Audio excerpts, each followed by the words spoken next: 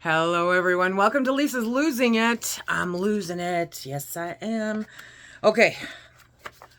Boy, has it been like a lot.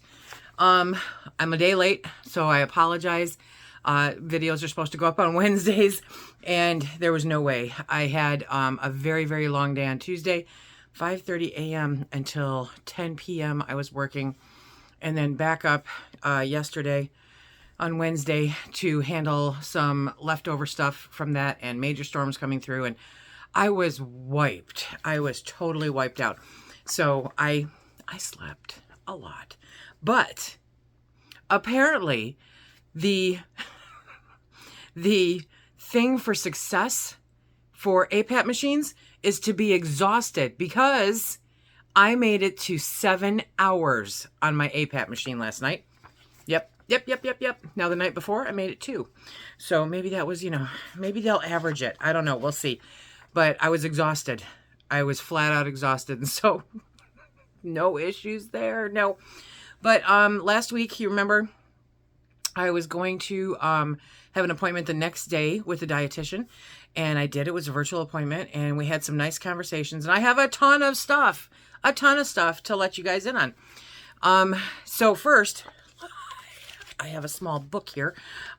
She said absolutely she'll send me the pre-op surgery, the pre-op diet, the post-op diet, and the progression after that. So there's a ton of information here.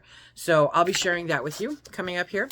And then on top of that, I said, do you know of any virtual support groups for this? Because there's nothing up here. And she said, yep. they have one right through the doctor's office there, where they have a hybrid meeting monthly. So okay, monthly, that, I guess that'll work. Okay. And then in addition to that, they have their own Facebook group. And so it's the doctor's office, the dietitian, directly involved in the Facebook group. And I'm like, oh my gosh, okay, that's perfect. So I kind of scooted through there, looked at some of the stuff. I'm going to spend more time looking at it when I've got a couple brain cells to add to it. But I'm very happy about that. And the really awesome part, my doctor is part of that group. So I'm like, yeah, hello. Okay, I just feel, that part makes me feel so much better, okay? So the support group part is there, where I thought it wasn't going to be. And I knew that was, to me, it was becoming more important to have that. I do believe that is something that will help with success moving forward. So, okay, so they have the biggest download that she sent me. She sent me all these PDFs. The biggest one she sent me was the pre-surgery liver shrinking diet. Pre-surgery liver shrinking diet. Okay. And then there were the diet stages after surgery. We'll go over those. And wait a minute. Oh no, maybe this is all one. Yes. Okay. So there were two. So this is actually 2 PDFs. Okay. For some reason I thought there was 3. I don't know why. Breathe. Let's do this. So the pre-surgery liver shrinking diet. Okay, we recommend a very low-calorie, low-carb, low-fat diet for 2 weeks before surgery. This diet will shrink your liver, making it easier for your surgeon to operate. Okay, so I can do this. No carbonated, caffeinated, or alcoholic drinks. No caffeine. Okay, so I'm totally going to come off my caffeine September 1st. And we'll see how that goes. Anyway, eat within 1 to 2 hours of waking and at least every 4 to 5 hours while awake. This is going to take some scheduling and some alarms on my phone. So I will get that all set up.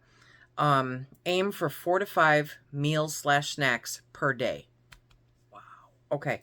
If you have diabetes, you should inform your doctor that prescribes your diabetes medications that you will be going on a very low-calorie, low-carb diet for 2 weeks. You may need to have your medications adjusted during this diet. Good call. Your fluid goal is at least 64 ounces a day unless you are on a restriction. So I figure, quite honestly, that I'll be able to drink a lot of water. And I know that with the heat that we've been experiencing, I've been going through 4 times that amount, at least, in water. And so I know that that makes me feel full and I don't feel like eating. So that will help. So you fill in your shrinking diet start date, right? And it gives you a lot of examples. So I'm going to share a couple with you guys. I'm not going to read you the whole thing.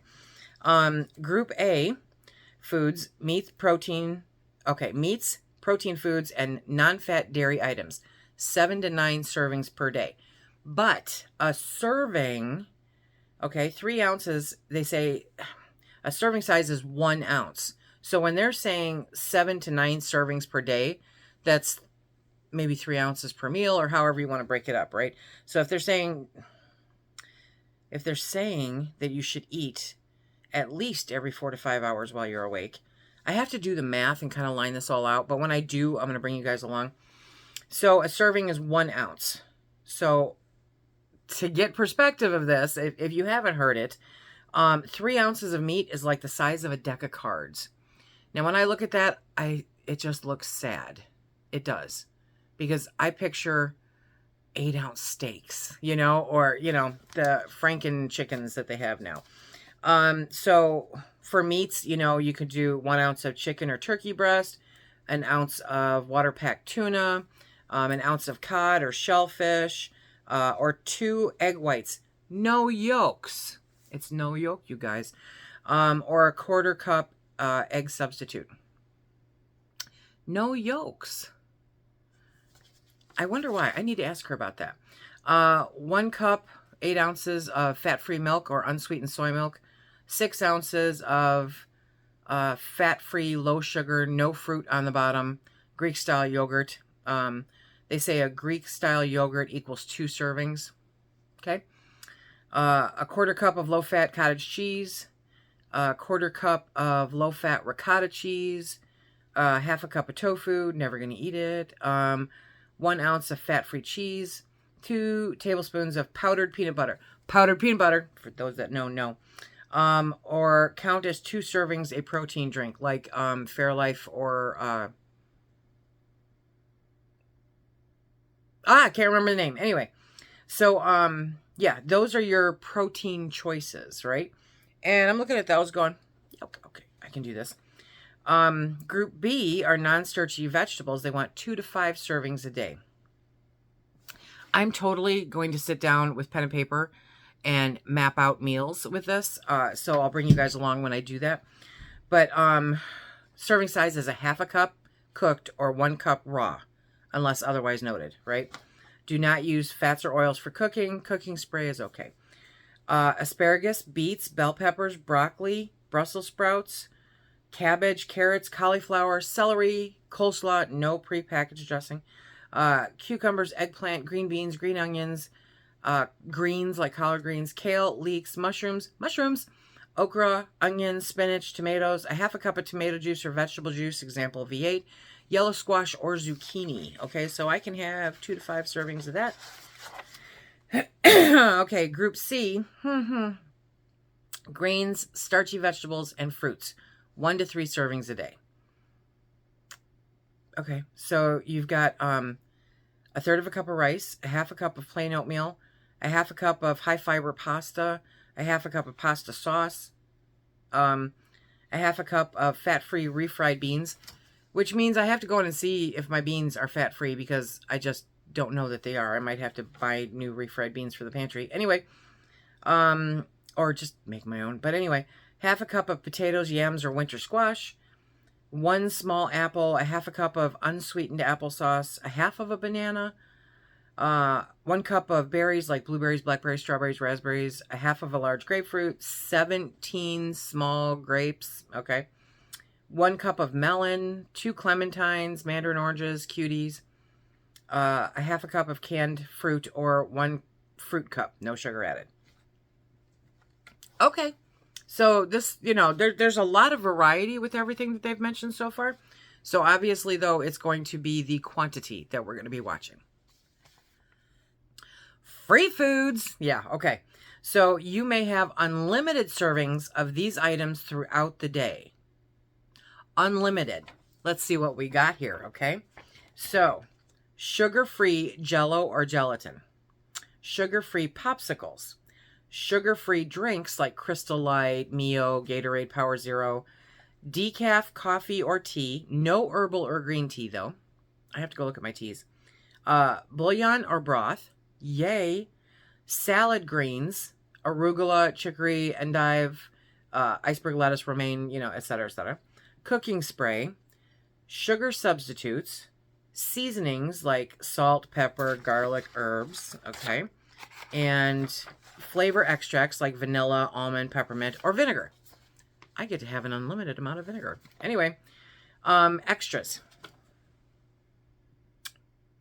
So I guess if you're looking for something, if you're transitioning to the point where you're trying to be more conscious of what you're sticking in your face, you are limited on what you can eat because of the pre-op diet. That something like the gelatin or the popsicles can help you get past that. I don't know. What do you think? Then there's extras. Limit 5 per day. 1 cup of unsweetened milk. 1 tablespoon of low-fat or fat-free cream cheese. I mean, what would you put it on? Oh, never mind. It goes on everything. But,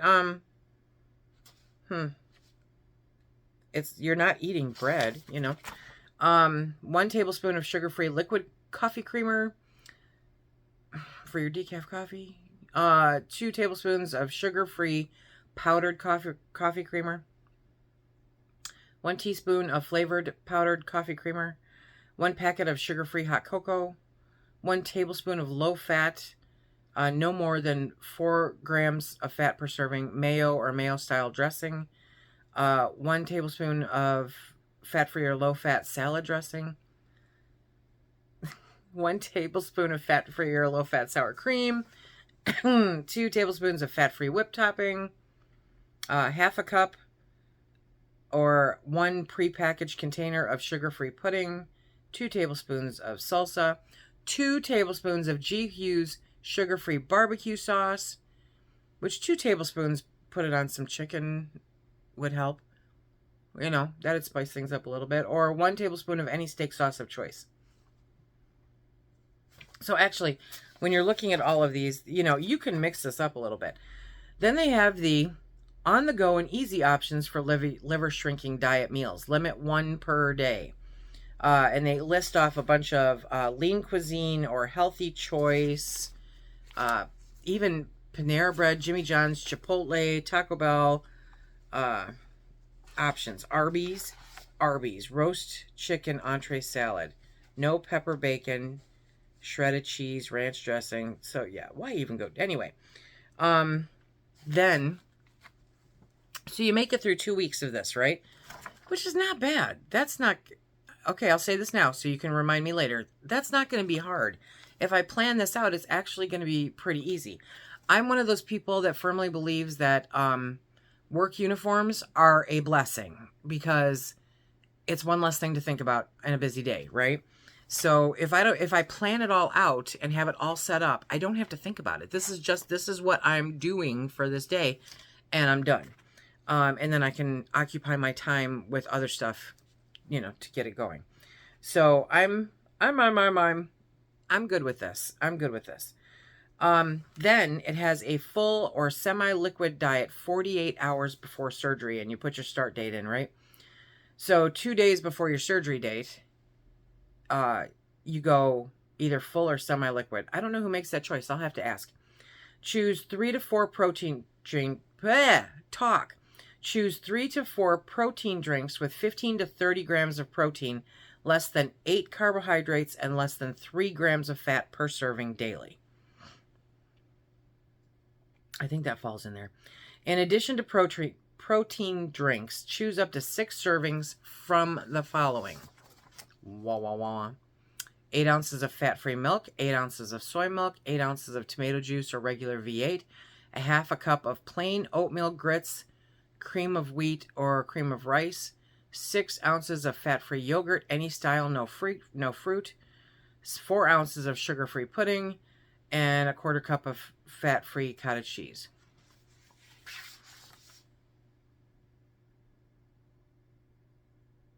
Okay. So it did say full or semi-liquid diet. So if you're going full on liquid, you obviously would skip the oatmeal stuff or the yogurt or the pudding or the cheese. Things that make you go, right? You may also have sugar-free, non-carbonated, non-caffeinated beverages throughout the day. Aim for at least 64 fluid ounces a day. You can have broth and bouillon, which is awesome. And sugar substitutes, all the sugar substitutes. Now, what did that say? That said 48 hours before surgery, and then 24 hours before surgery. Aim for 64 ounces of fluid. Make half of your beverages sugary and half sugar-free. Sugary beverages keep your blood sugars normal since you aren't eating. Okay, I had to think about that for a minute. How about you guys? So I want something that has sugar in it for half of just to keep my blood sugar going. Sugary beverages keep your blood sugars normal since you aren't eating. Choose water, apple juice, white grape juice, white cranberry juice, regular Gatorade or Powerade, regular popsicles, no fruit, no fudgesicles, decaffeinated coffee, tea, broth, bouillon. No red or purple colored drinks. So I know that, that makes sense, but then you're kind of going through, okay, white grape juice, I guess. I haven't had that in forever, but apple juice I love. Drink only sips of water after midnight the night before the surgery up until 2 hours prior to your arrival time for surgery. Please note, you will not be able to drink any fluids, ice chips, etc. until the next day after your surgery, and not until you've completed your upper GI study. You will be receiving IV fluids for hydration. There's a lot here, guys. And then they give you sample meal menu planning kind of stuff for the liver shrinking diet. I want to ask about the egg yolks. Do you guys know why you can't have the yolk part of the egg? I'm curious because that's like half the egg, right? So that is the pre-surgery liver shrinking diet. That's the pre-op diet. And I can do that. I can do that. It is a little scary thinking about not eating anything, and it's a little scary, the limited choices, and confusing also where they do the full or semi-full liquid diet.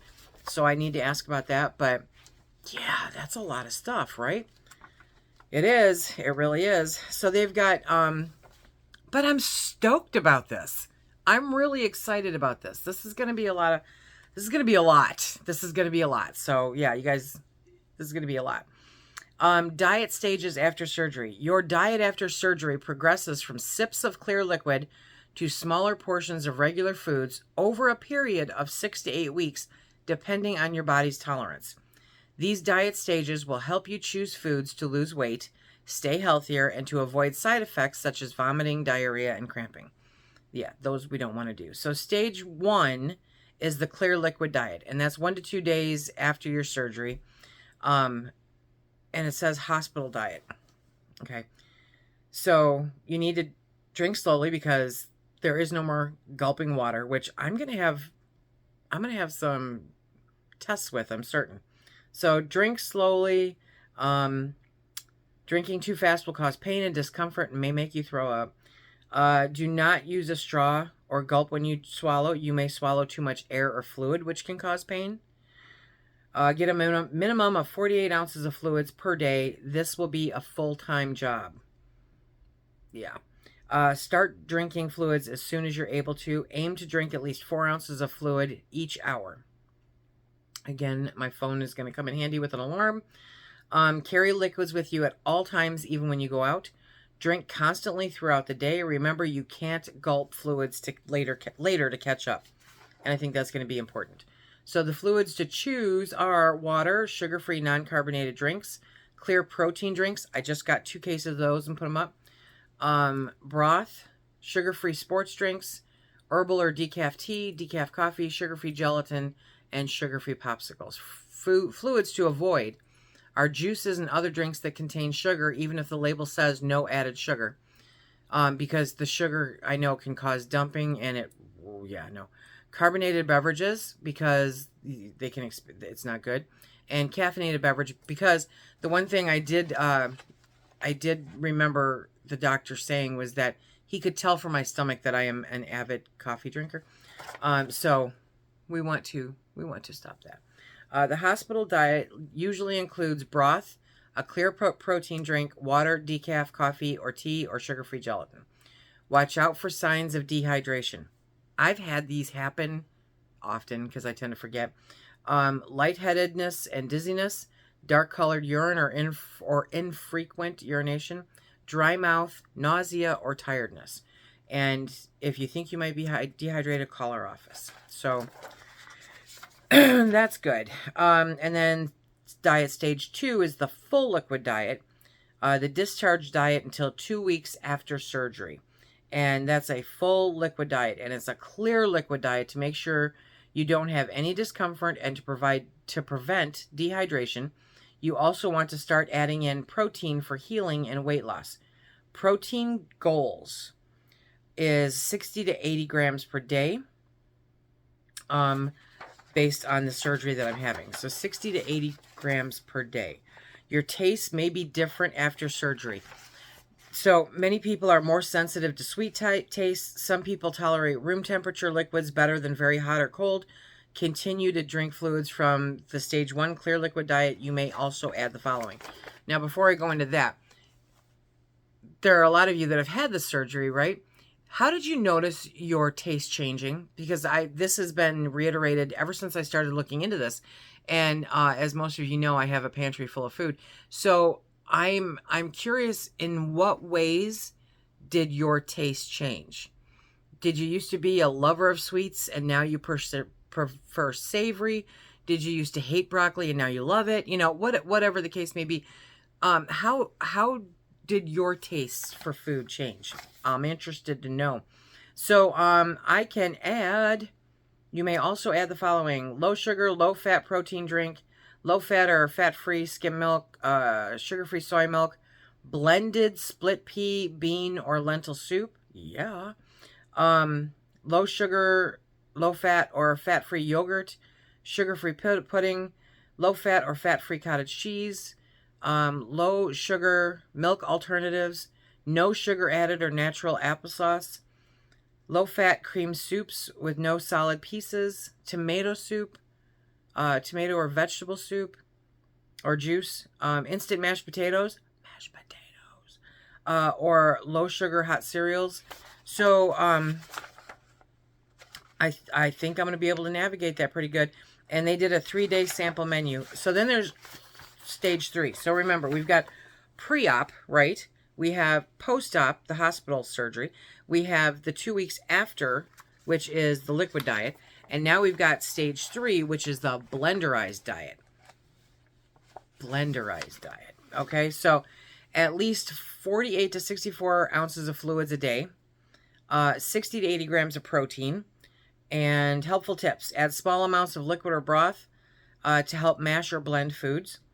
Add in a small amount of fat to foods 1 to 3 times a day. 1 teaspoon of oil, margarine, butter, low-fat dressing, low-fat mayo, creamy peanut butter, mashed avocado. Do not exceed 3/4 cup total food in any one meal. 3/4 of a cup of total food. Don't go over that in any one meal. You may be able to sip more fluids at one time, 2 to 3 ounces every 15 minutes or 8 to 12 ounces in an hour. Remember to drink about 5 to 15 minutes before eating your foods. Do not drink liquids while eating your foods. It's okay to add liquids to foods, though. Wait 30 minutes after eating foods before drinking liquids. And there's a reason for that, because then the food stays in your pouch longer and allows your body to absorb the nutrients. Whereas if you're drinking while you're doing it, or if you drink too soon after eating, it will push it through. Look, consider a funnel, right? So you've got your stomach and you've got your tube coming out, and when you put food in there, it takes a while just for the food to come through on its own. But if you add liquid on top of it, the liquid will actually push that through your stomach faster, not giving your body an opportunity to absorb all the nutrients that it needs. So that's why I found that out, you guys. Okay. In addition to the foods and fluids from diet stages 1 and 2, you can add the following foods: eggs, egg whites or egg substitute, scrambled, poached, over easy, medium, hard-boiled, and mashed with a fork. Okay. Other foods are canned or frozen apricots, peaches, mango, papaya, pears, mashed with a fork or blended. A mashed manner, yes. Canned chicken, mashed with a fork. Canned tuna, mashed with a fork. Canned salmon, mashed with a fork. Low-fat or fat-free refried beans or pureed lentils or split peas. Low-fat or fat-free ricotta cheeses. Mashed white or sweet potatoes. Mashed cooked carrots, peas, cauliflower, or winter squash. Melba toast or rye chips. Does not have to be chopped or mashed, blended, but chew them very, very well. So you're still protecting your stomach at this point, you know.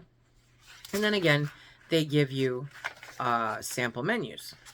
So where did I go? Stage 4. Yes. Okay. So that's 2 weeks. For 2 weeks, you're on stage 4. And for this diet, food should be soft enough that you can cut them with a fork. Remember your goals: 48 to 64 ounces of fluid a day, and 60 to 80 grams of protein for the surgery that I'm having. You may find it easier to tolerate meats with broth, sauce, or gravy.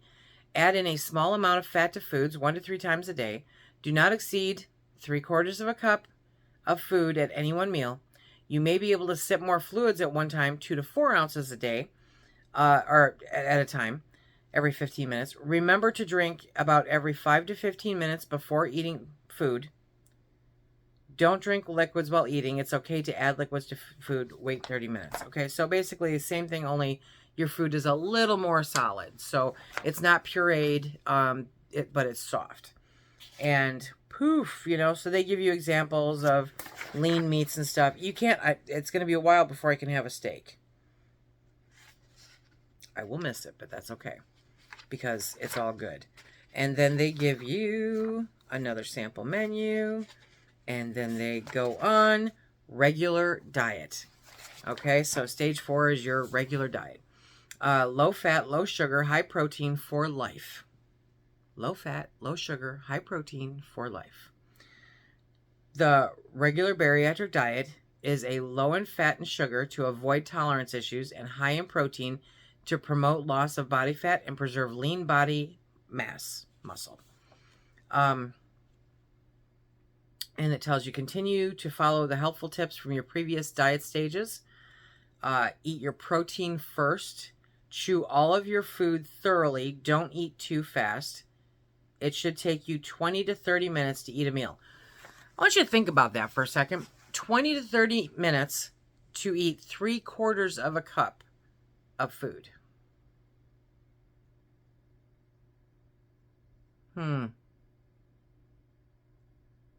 That's a long time, right? That's a long time. And I fully admit I am a very fast eater. But 25 years in the food service industry, you ate when you could and you inhaled it to get it done because you were busy with everything else. And that kind of stuck with me. And because 25 years in the food industry, I want a hot meal, you know.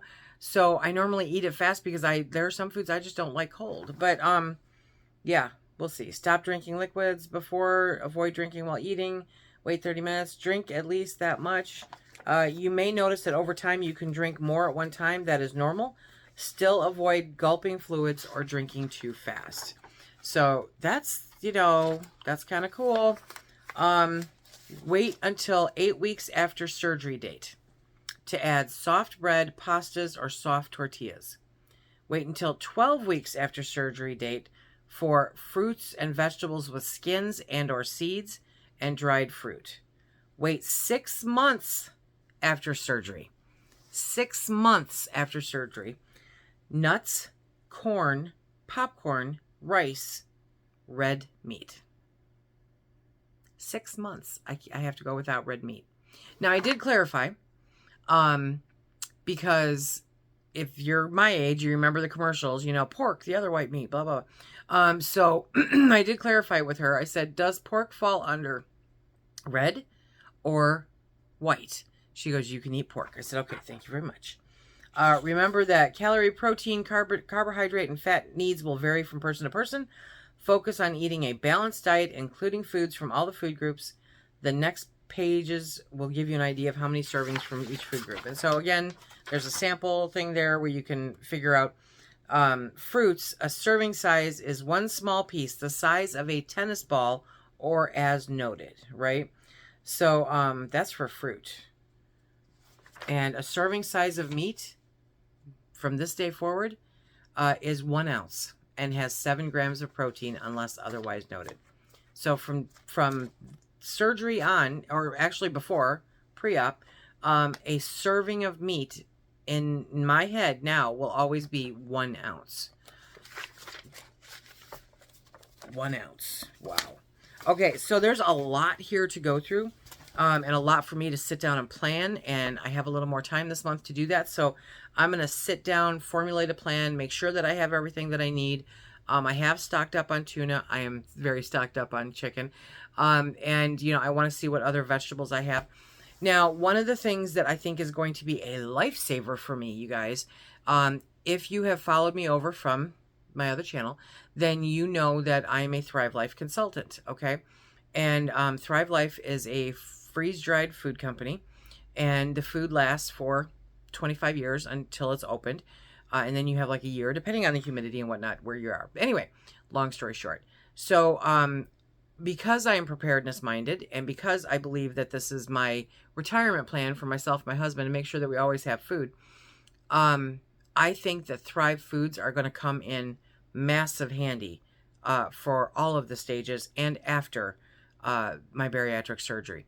I think that they are going to be a more regular part of my life because I can portion control those in a way that it would be more difficult for me to portion control fresh food. And I have the chicken there, I have the broth there, I have the fruits and vegetables there.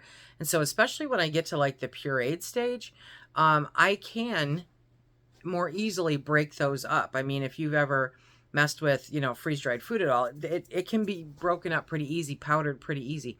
And I did talk to her and explain to her, she knows, I don't know if she gets it, but she knows that, my whole thing on food. And I said, can I add things? I am, after this episode that I had earlier this year, when my body stresses out, my body lets me know. When I am stressed out beyond what my body can handle, my body lets me know. When stress at work sends me over the top, that's when you guys see that thing pop up on my chin here. And when my body stresses out over something that I have literally no control over, it gives me things like shingles, okay? And yeah, my body talks to me all the time, and it says, why are you doing this again? So I wanted to be able, I believe, it is my firm belief, that with medication that I was put on, it caused severe constipation, which then caused me to get shingles. That is my belief, okay? Either that or I'm just very lucky to get everything all at once. Anyway, so, but stress is impetus for shingles. I was under a lot of stress. It was bad. Anyway, and I want to avoid that. And so the protein without the focus on protein without the adequate ability or focus on fibrous things like vegetables can cause constipation. And I hear a lot of people who talk about the bariatric way and note that constipation is an ever going on process, right? And my thoughts are, because I've cleared this with my friend who is the dehydration queen, and when you dehydrate vegetables, you're not losing the fiber and you're not losing the nutrition. So when I powder it, I'm still keeping the fiber and the nutrition. So when I do that with fruits or vegetables or whatever, I am still keeping the nutrition, and especially with freeze-dried, because that is the preservation method that retains the most nutrition. And so I am already making all my plans, and I am going to be using my freeze-dried vegetables for the pureed stage and afterwards to add to whatever I'm eating to make sure that I'm getting adequate amount of fiber and nutrition in my body. I am very paranoid about my hair, but I'll get over it. I found a video on TikTok of an older woman with very short hair with a very apparent bald spot in the back of her head, and they gave her dreadlocks. They put on hair extensions that were dreadlocks, and she looked amazing, and I really, really wanted. I don't think my hair can handle that. And that would be like way after, because between 3 and 6 months is when my hair is supposed to start really revolting. I'm gonna be wearing a lot of hats this winter. Anyway, that is my update. It's a crazy update. This has been a long update. But I would love to hear your answers and some of your solutions if you have them. You guys are amazing. 7 hours on the APAP machine. I got to go find a gold star for my forehead, and I'm going to wear it proudly every place I go today, okay? See you next week.